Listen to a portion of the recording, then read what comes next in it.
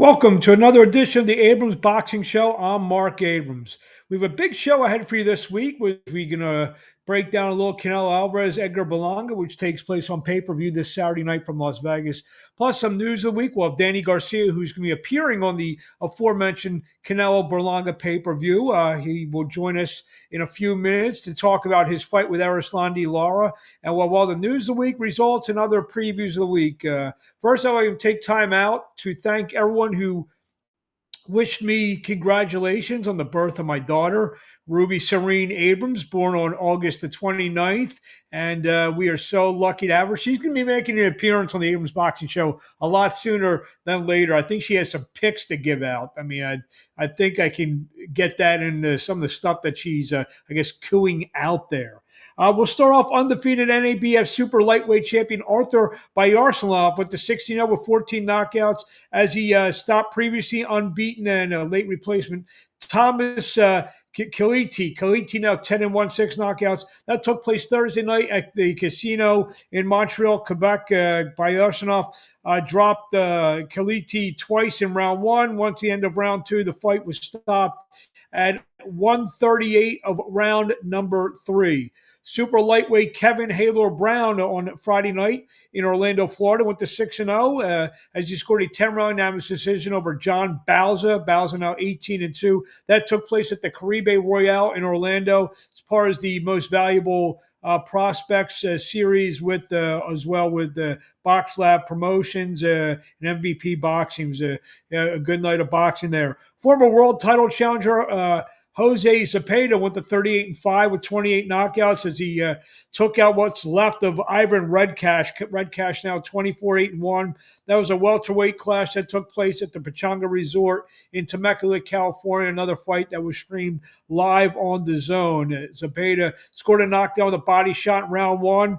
Redcash somehow got up, beat the count, and came after two more knockdowns in round two. The time was at 2:02. This week, Wednesday night, Lester Martinez takes on Joe Sean Jones as part of Pro Box TV. That will be Wednesday night. Also, Thursday night, the Dimitri Salidas USA Boxing Series. We'll see Ardrell Holmes, the undefeated fighter, take on Hugo Noriega in a super welterweight fight. Friday night, the Zone will have Eduardo Rocky Hernandez take on Thomas Matisse, which should be an interesting fight as well. Saturday night in Las Vegas, Canelo Alvarez will take on Edgar Berlanga, the undefeated mandatory contender. That will be for the WBC, WBA, WBO Super Middleweight Championship of the World. That will be headlining a big pay-per-view action. That fight, I like Canelo to kind of break down Berlanga. Berlanga reminds me, it's a lot of some of these fighters, maybe it's a fight or two too early for them. Maybe he should maybe face a top 5, top 7 guy, a real good veteran guy, and a known name there. I know he's beat guys like Steve Rolls, a couple other guys in the last few fights. To maybe get a little bit more seasoning to face a guy like Canelo, who's still in his prime, seen it all, done it all, been there, done that, seen every kind of style. See Berlanga have a lot of energy early. Maybe landing some shots, but just like the Munguia fight, where Munguia was a seasoned guy. He's a guy who came off fight with Derenchenko and so forth and so on. But Berlanga has not kind of had that kind of opportunity. The fight a couple of years ago where he got dropped in the fight and all that against a guy who was a non-puncher, the Argentinian fighter. But I like Canelo, round 7 stoppage. That's what I'm going with. That's what I'm gonna bet. The co-feature will be the WBA Middleweight Championship of the World that will pit Edgar Berlanga taking on Danny Garcia in a fight that it's very interesting. Garcia, who hasn't fought in a couple years, and he's moving up 2 weight classes to take on Erislandy Lara. This might be a little bit too much. Lara is a guy who, as we're going to talk about with Danny Garcia in a minute, he's a guy who's not as slick as he was. He likes to stand and trade. I kind of like Lara in a decision, but, I can see if Garcia lands a shot, if his power comes up from 147, 154 pounds, he's got a shot in the fight, but I do like Lara in the fight. Earlier this week, just before he left for Las Vegas, I had a chance to talk to the former two-weight division world champion Danny Garcia, and this. Now joining us on the line is the two weight division world champion Danny Garcia, who this Saturday night takes on Erislandy Lara for the WBA Middleweight Championship as part of the Canelo Edgar Berlanga card in Las Vegas. Danny, what's happening? I'm doing great. Just a week away. You know, all the hard work is done now. We're just staying focused and ready to get this victory. Tell us about this fight. I know this is a fight that's been a couple years in the making. It was on, it was off, it was on again. Tell us your mindset now that it's finally here. You know, I knew that one day it would happen. You know, I knew them 2 years that went past. I said, you know, I told Angel, I said, don't worry about it. By the time you know it, we're gonna be in the ring. And look, it's a week away. You know, we had a hard training camp, great sparring, great work, 7 weeks of hard work, and the fight's here. You know, there's no looking back now. When we talked in Philly at your media day, you mentioned something that you know, after all the stops and starts of this fight, you just went on doing your business. Obviously, you got a lot of nice little business ventures, properties, all that. He said that the fight just kind of just left your mind. Did you feel like maybe that what could have been it? I mean, were you kind of maybe, I want to say thinking retirement? Maybe you thought you were retired. Yeah, I mean, I said to myself, I said, look, if I don't fight this year, then most likely I'm never coming back to boxing. You know, coming off more than the 2.5 year layoff to come back to fight. You know, if I didn't fight this year, it wouldn't make sense for me to come back. So, you know, but I knew I had plans to fight this year, but you know, the fight kept getting pushed back, kept getting pushed back. So I didn't know that, you know, I wasn't for sure, you know. So but yeah, so that's when I just started doing the promotion. You know, I started doing other things outside the ring to keep my mind busy, but still keep my head in the boxing world. And that's why I was motivated to do those things outside the ring. Like I said, you actually kind of, you know, for a lack of a better term, maybe even called out Lowry. He's a guy that you've been targeting for 2 years. You Yeah. must know something or seen something for you to, this is the guy I wanted 160 pounds. Yeah, for sure. So number one, you know, I knew it would be an easy fight to be made. You know, I understand the politics in boxing. You know, he's a PBC fighter. I'm a PBC fighter. I held the WBA title at 140. I fought for it at 147. So I know WBA wouldn't mind me giving me the opportunity to fight for another middleweight title, for another title. And I definitely saw his fight with Sullivan 2 years back in Brooklyn, and I knew that, you know, the fight made sense. And then I looked at somebody, you know, I have a chance to beat. You mentioned that, and when we talk X's and O's kind of thing, earlier in his career, he was your typical Cuban kind of cutie kind of fighter. Last several fights, last several years, he's gotten a little bit older. I'm not going to say he's lost a step, but he seems to want to sit in the pocket a little more. Is that kind of what you see without giving too much away? Yeah, definitely. You know, he's more of a veteran now, so maybe he feels like he don't have to use his legs as much. You know, as you get older, you kind of learn, how to you kind of become like a wizard. Like you can just sit there and make them miss, make them pay type thing. So I think he believes in his experience a lot now too, where he could just stand in the pocket and kind of time you and hit you with that left hand. But we've been working, you know, and like me, you know, I've got a lot of experience too. So it's definitely going to be, you know, interesting matchup. Is there a scenario? I'm sure you've looked at some film where the left hook, your vaunted left hook, is going to be available for you. You feel it several times during the fight. Yeah, I definitely been landing the left hook and sparring. You know, I've been hurting some people in sparring. I've been sparring way bigger guys than me too. You know, I mean, guys 185, 190 pounds just to get that weight under me to make sure that I could withstand the bigger guys. So I feel like I did everything necessary for this fight, you know, to be ready for it. So definitely. What would it mean to you to become a 3 division world champion? Oh man, like I said before, you put me in it's a different category. You know, two is a different category already, but three is like, you know, Duran, Mayweather, Oscar, Cotto, all the, you know, the greats have done three. You know, so to me, that would be everything for my legacy. I know when we talked in Philly, in fact, I may have asked a question about Hall of Fame. You believe you have the resume right now, whether you win, lose, draw, whatever on Saturday night. But you feel, I mean, Saturday night, does that make you a no doubt about it, first ballot, see you in Canastota a few years after I retire kind of thing? Absolutely, absolutely. You know, I feel like I'm a Hall of Famer. I feel like I'm giving the fans extra. You know, I'm right now. I'm just trying to be. I'm just trying to be great. I'm just trying to do whatever great fighter at the end of their career. You know, towards the end, go up a weight class, win a world title, and just icing on the cake. But definitely, I feel like I'm up there. There's some other great fighters out there too. You know, come from my era. So, but I know I'm definitely a Hall of Famer. Being that, and obviously, I'm a Philly So guy. wait, I have a question. So when you retire, how many years I do believe you it went from five qualify? to, I think it went from 5 to 3. I Oh, think, so it's 3 years now. yeah, I think Oh, that's okay, what okay. it is. So since I've been out the ring for 2 years already, if I would have retired in 1 year, I could have qualified. Yeah, you might be on the clock next year for all we Man, know. that's crazy.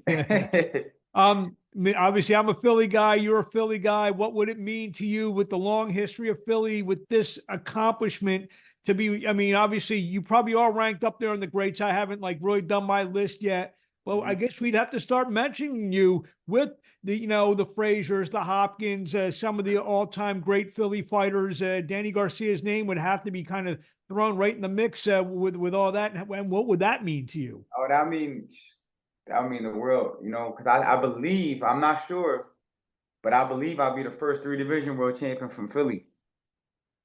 So, you know, if you talk about Philly boxing and you talking about Danny Garcia, the only three division, now that's a whole different ballgame. What do you want to say? Especially talk about Philadelphia fighters. You know how people take pride in that.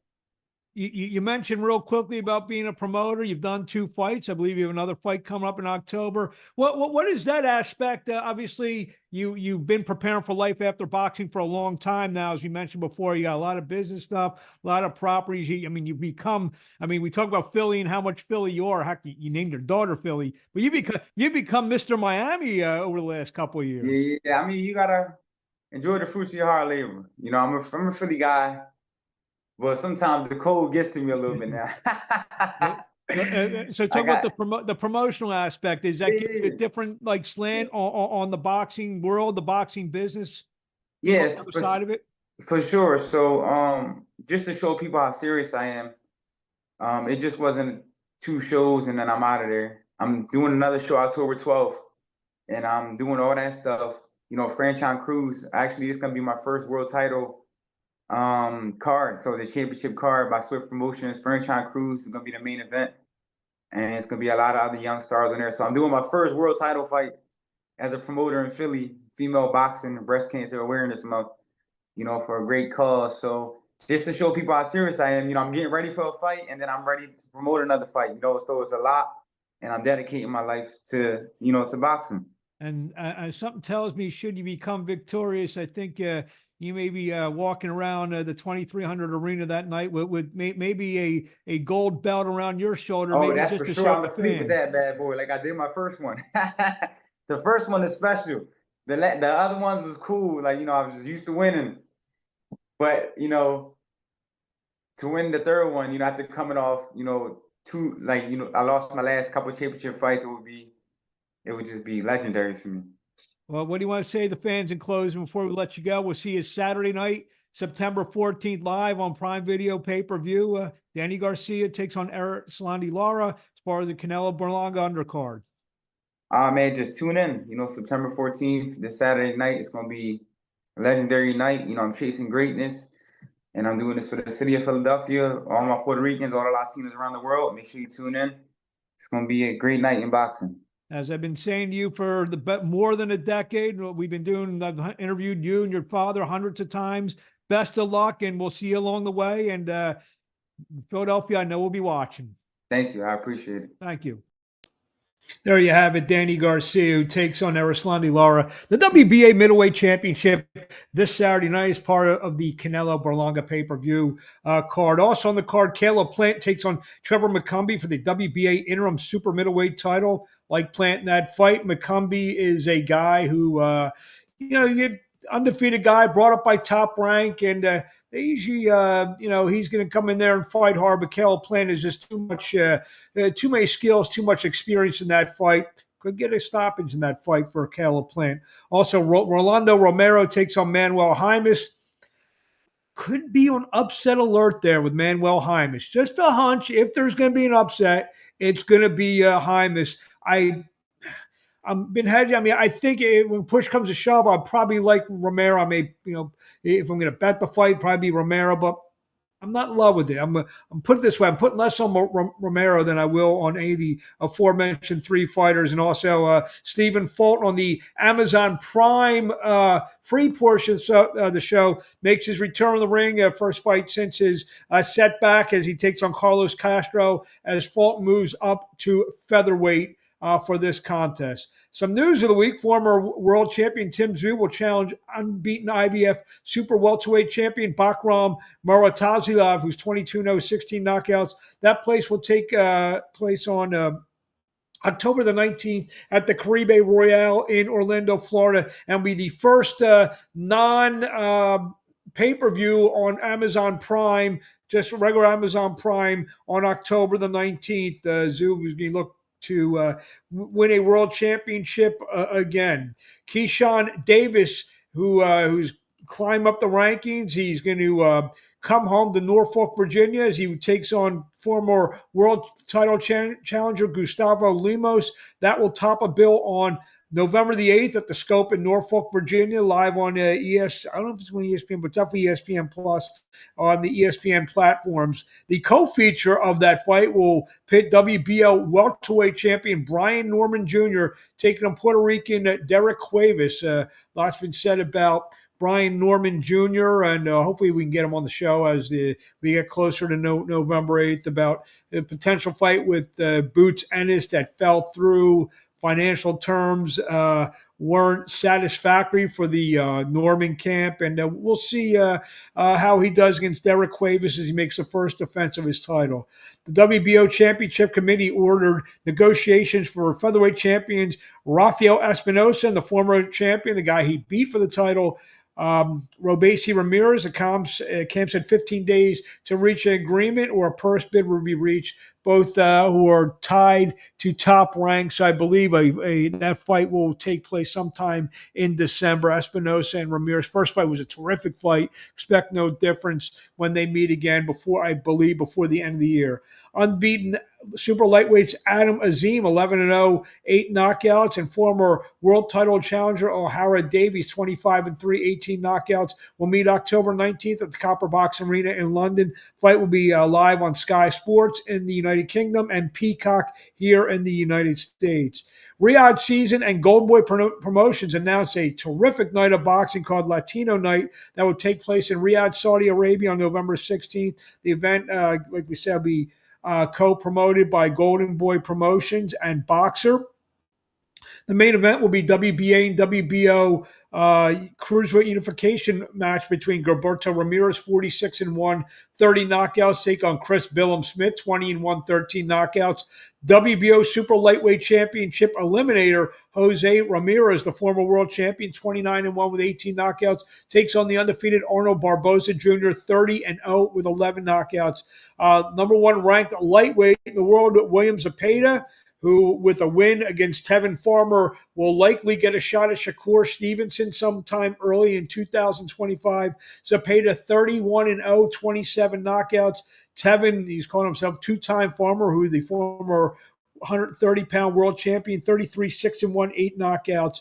And also WBO middleweight champion Oscar Collazo, 10-0, 7 knockouts, takes on Edwin Hernandez, 13-2-1, 4 knockouts. And the card is round Alex is a really nice card. Oscar Duarte, 27-2-1 with 22 knockouts, taking on Kenneth Sims Jr., the WBA's #1 ranked fighter, 21-2-1 with 8 knockouts. I want to thank everyone for joining us. This abbreviated show. I want to thank Danny Garcia for joining us. And we're going to be doing this every week. We may be doing stuff every day now that we have our a new streaming partner that's going to be announced in the next couple of days. This is being taped on September the 11th. So in the next couple of days, look for the press release. We're going to be announcing not only the Abrams Boxing Show, coordinating with the Boxing Hour, also Abrams Sports with my co-host, who we will announce. Then we're going to have all kinds of great sports talk, sports guests coming up, beginning in the middle of September. So I'd like to thank everyone for joining us. And we will see you next time on the Abrams Boxing Show, powered by the Boxing Hour, theboxinghour.com, the #1 boxing website in the world for the news, up to the minute fight results, all that, everything you need in the world of boxing. Thank you very much, and we'll talk to you soon.